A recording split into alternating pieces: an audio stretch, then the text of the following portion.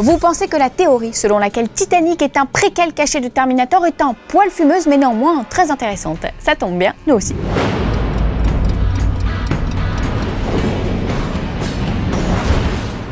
On vous en a déjà parlé hier, mais elle méritait qu'on s'y attarde un peu plus longuement. Je parle bien évidemment de la première affiche officielle d'Avengers, l'ère d'Ultron. Est-ce que vous avez remarqué comme les choses peuvent changer en 4 ans? Tenez, par exemple, prenez la place de Hulk sur l'affiche du film et comparez-la avec celle qu'il tenait sur le poster du premier film.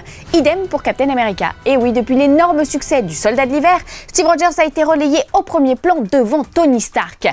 D'ailleurs, c'est amusant parce que sur l'affiche allemande de l'ère d'Ultron, Iron Man est passé devant Captain America et les robots ont disparu. Autre élément intéressant, si on zoome sur les crédits en bas de l'affiche, on constate que le casting recèle encore quelques surprises.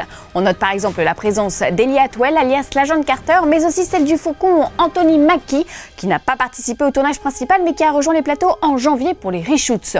On remarque également que le nom d'Idris Elba figure sur ce poster, ce qui signifie qu'il aura au moins une scène avec Thor à Asgard. Côté casting technique, Brian Taylor n'est pas le seul compositeur du film puisque le nom de Danny Elfman figure également en bas de cette affiche. D'ailleurs, c'est peut-être à lui que l'on doit la version réarrangée de Pinocchio qu'on entend dans la bande-annonce. Ou alors, Spider-Man fait un caméo à la fin d'Avengers sur le thème du film de Sam Raimi écrit par Danny Elfman. Elle vous plaît pas ma petite théorie? Moi j'y crois dire comme faire. En tout cas, avec autant de monde au casting, c'est pas étonnant que les Avengers soient obligés de se tasser à ce rythme-là. Pour les 3e et 4e films, ils vont être obligés d'opter pour des affiches horizontales s'ils veulent être sûrs de caser tout le monde. Tony Stark, lui, a trouvé la parade puisqu'il a posté hier soir sur son compte Facebook un poster à son effigie. Ça règle le problème et puis comme ça, il n'est plus obligé de faire une petite place à Captain America.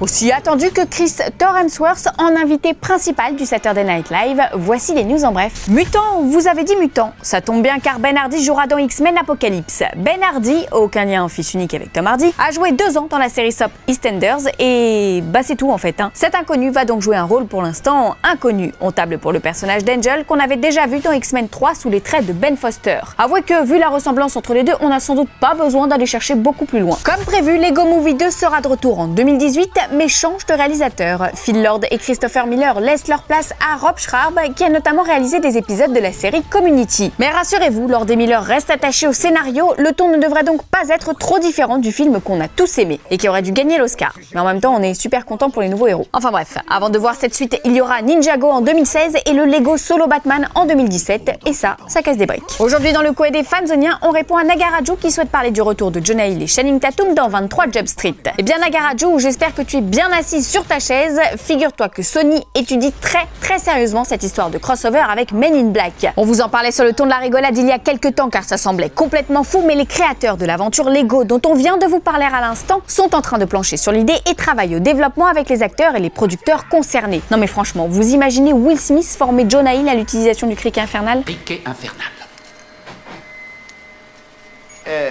Non. Non, tu te fous de moi. Bon, alors toi, t'as un désatomiseur série V et j'ai cette saleté de grillon à la con. Oh, attention! Fanzone, c'est fini, mais retrouvez-nous sur YouTube en vous abonnant à la chaîne Fanzone et à la chaîne Allociné.